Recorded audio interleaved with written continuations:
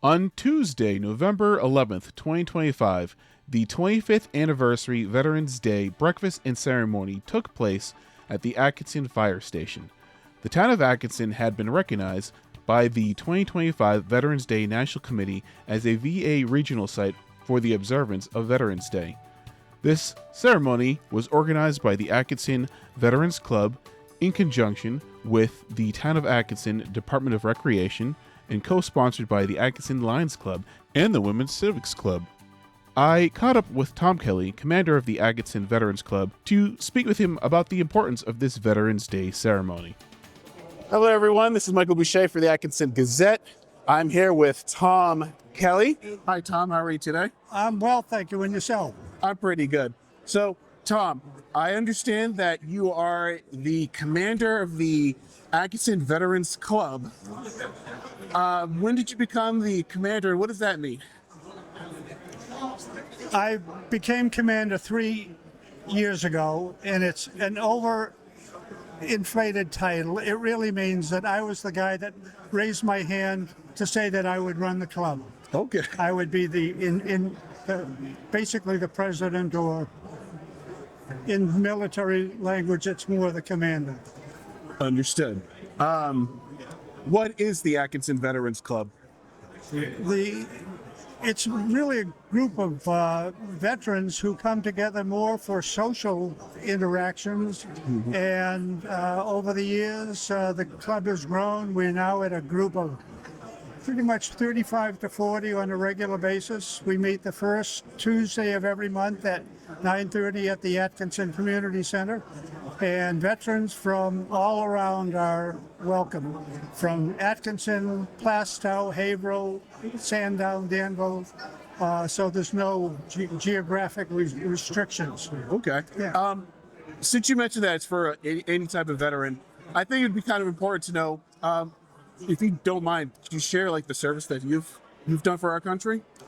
I was in the U.S. Army Reserve unit for 6 years. I got drafted during Vietnam, and I got into a reserve unit, and it was turned out to be somewhat easy duty to somewhat of what some of the people had to go through. I was in a finance unit where we paid the troops. And I was in from 77 to 72. Okay. And so since then, I didn't stay in the military. By that time, I was married and had started a family. Okay. Well, thank you, and we appreciate your service. And could you tell us a little bit more about this particular event? Well, today is a wonderful event. Not only is it Veterans Day, but it's to celebrate that this town has for 25 years been celebrating veterans. Mm-hmm. And it started shortly after 2001. Mm-hmm. And one of the people behind that effort was our community recreation director, Noriko. Okay. And one of the things that will also happen today is that the National Committee for Veterans has designated Atkinson to be a site for the regional celebration of Veterans Day programs. Wow. We're the only town in New Hampshire so designated, and we're only one of 56 community locations throughout the country. Wow, that's a great accomplishment. And so we're very pleased that we got that recognition. That's fantastic. And my only disappointment, well, not my only disappointment, but an important one, we were approved for a flyover today. Oh, wow. And it was approved by the FAA, and we got a call just a couple of days ago that said because of the government shutdown, there was no money to do it. So it was my hope at the end of the ceremony we'd all go outside and see something flying over us. Yeah. We'll never know what that was.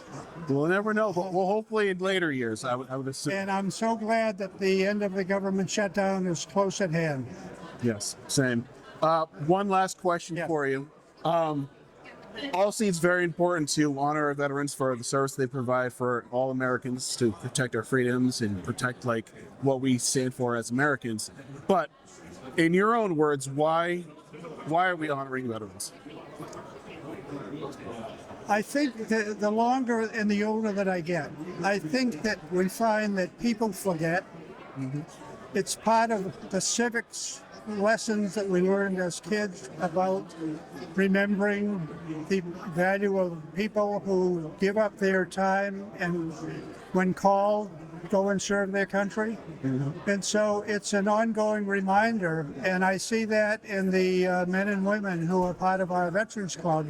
And we come today as also a reminder to the community that the veterans served a purpose, and there is still value in serving and helping others.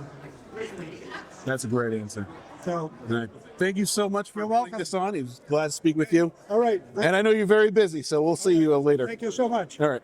Congresswoman Maggie Goodlander also attended the Veterans Day breakfast. We caught up with her when she had a moment to speak with us. Hi, everyone. This is once again Michael Boucher for the Atkinson Gazette. I'm here with Congresswoman Maggie Goodlander. Congresswoman, how are you today? Good. It's a great Veterans Day here in Atkinson. This is an amazing celebration. Awesome. Thank you very much for coming for Atkinson, by the way. I know that you're also very, very busy, but you're also a veteran, so I know this is very important to you. Do you mind just letting everyone know like a little bit about the service that you've had? Yeah. Well, you know, I'm the proud daughter of a Navy veteran, and my dad Ted, you know, he always said when I was growing up that he got his education in the United States Navy, and I was really proud to follow in his footsteps. I served 11 years as an intelligence officer in the Navy Reserve, and one of the things I think we were really celebrating on this Veterans Day is the basic spirit that our veterans and service members bring to their work, which is it doesn't matter who's on your right-hand side or your left-hand side, you really learn how to work with anyone, because we all take the oath to the same Constitution, and in this moment, it's never been more important to have that spirit. So that's what I felt deeply here at this incredible Veterans Day celebration, and it's the spirit I'm trying to bring to Congress on behalf of this town. Yes, and also I just to that point of just working with everyone, either left or right. I know you had experience with John McCain. Do you mind sharing like what that experience was like, and how does it feel to work with another fellow veteran? Well, another great Navy veteran, and look, Senator McCain was about getting the job done, and he was tireless in that. He brought the same fighting Navy spirit to his work every day in the Senate. I was really proud to work with him. One of the big things that we worked on was a comprehensive, it was a first of its kind sanctions package designed to take on Vladimir Putin. This was 10 years before the most recent invasion of Ukraine. And I think that he would always say that he was New Hampshire senator from Arizona. He loved the state, and he loved the live free or die spirit, and that's what I really loved about working for him. He felt very kindred in those ways. All right, last question. I know you're in the House Armed Services Committee. In that committee, what kind of work have you been doing in that committee? Like, what have you worked legislatively? Well, the reason I wanted to be on that committee is we actually legislate. So the first big thing that I've been working on is we have an extraordinary military. We want to support it. The budget of the Pentagon is nearly $1 trillion. And there's only one part of that budget, that one branch of the military that's actually passed a clean audit, and that is the United States Marine Corps. And I really believe that an audit is essential to public trust. It's essential to our military readiness, which is why I am pressing with every tool and in a bipartisan way to make sure that the Pentagon passes a clean audit. It's going to make us safer, it's going to make us stronger, and it's going to save serious taxpayer dollars. You know, the other big piece of business that we've been working on goes directly to how we actually allow our service members to repair their own equipment. This may sound kind of niche and a little technical, but the bottom line is right now it's connected to the audit. Right now we're paying sometimes upwards of $1 million to repair ovens on aircraft carriers. It's insane. So what we're trying to do is to really break up the monopoly that some of these big corporations have on the right to repair, and to return that right where it belongs, which is to the United States military and to our service members. So those are two things. There's a lot of stuff going on, never a dull moment, but I'll just say this. The very best ideas that I've gotten in Congress, I've passed 2 bills already, which doesn't sound like a lot, but in these days it's pretty tough to pass even 1 bill. These bills were both ideas that I got from New Hampshire veterans. And so I hope that your viewers will stay in touch, and we've got a newsletter every week where, honestly, some of the very best ideas and the best criticisms and critiques have come to us, and that's all part of the job, and I'm grateful for it. The ceremony started shortly after breakfast at 10 a.m. and featured keynote speaker Army Colonel Ron Corsetti, and included participation from other retired veterans, students from the Timberland Regional School District, the Girl Scouts, Boy Scouts, and the Cub Scouts. The oath is transformative. It distills the mind. No matter the reason for joining the military, the oath concentrates the mind on the heavy obligation we promise to keep. I suspect, as many of you think back to taking your oath, you are also thinking back to other transformative moments in your service.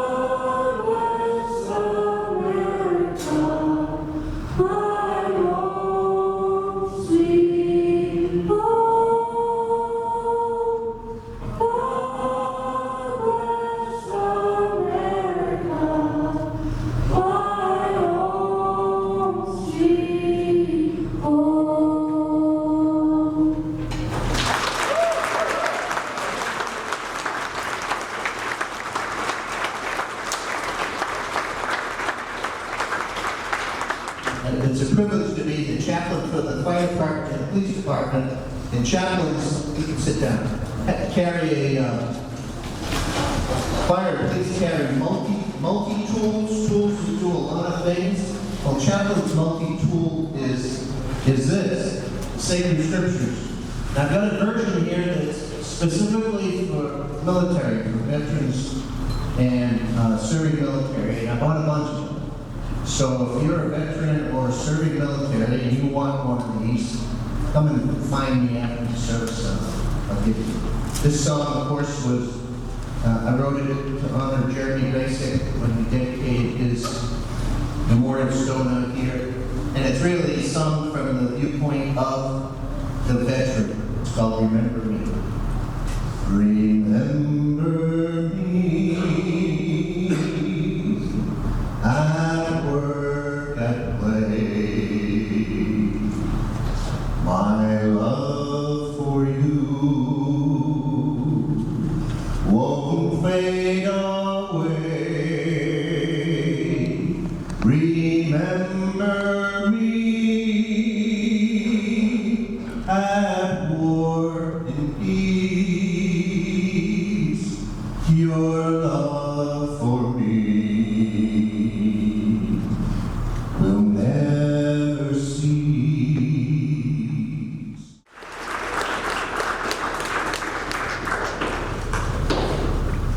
So today, we'll have some brief closing remarks by our club member, Dawn. Dawn, you come forward.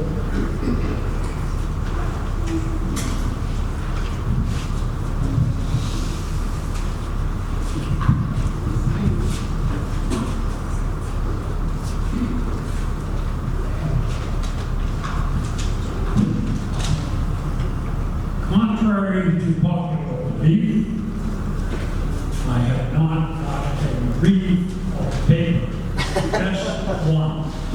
I'll make this short and to the point. I thank you all for being here today in support and the dedication of veterans, past and present. Even in the face of our current economic problems and social unrest, this is still a beautiful country, and our freedom and way of life, the envy of many throughout the world, is worth the sacrifice. That is why it is not only fitting, but necessary to pause for a moment and reflect on the awesome legacy that has been entrusted to our care. We offer up our own personal gratitude to all those who have answered the call, given of themselves, some who gave the ultimate sacrifice. At this time that the scouts and retired colors.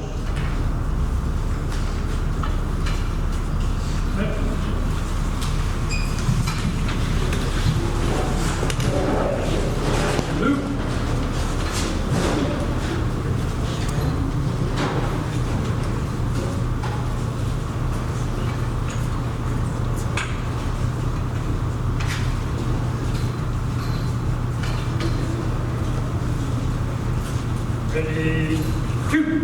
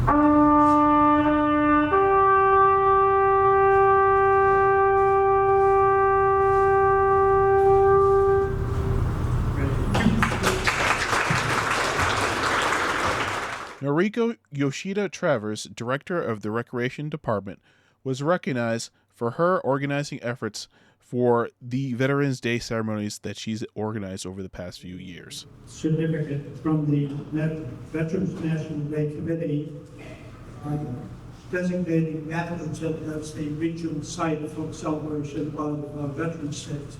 And presenting who would be presenting I'd like Noriko to come forward.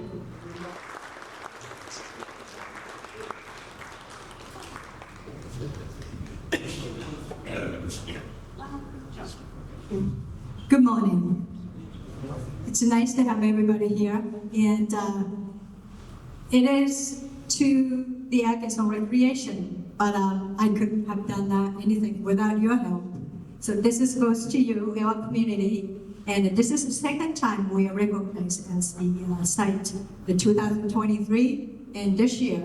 So it's really, really special, and again, I couldn't have done without your help. Civic Club, Lions, Veterans Club, Tom Kelley has been great. Actually, he wrote all the application for me too, so thank you for that. But really appreciate your participation and the support. Hopefully we can have another 25 years, probably not me, but hopefully we can continue our tradition. Thank you again for coming. And thank you for all the veterans, and thanks for your service.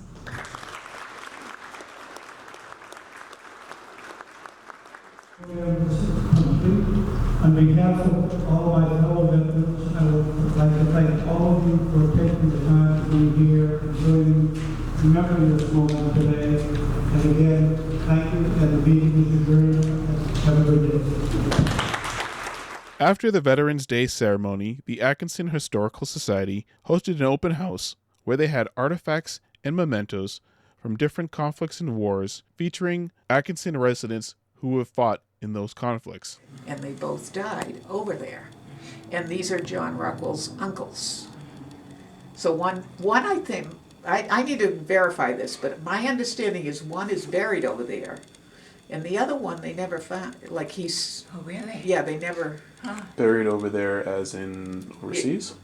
Pardon me? Overseas or? Yes, Okay. somewhere like in France or whatever. He's in a grave over there, but the other brother was never found, I think. Oh, my. I don't know whether they consider have to that ask missing John in about that one. action. But anyway, so John's father was the only other brother, and of course John has 6 siblings.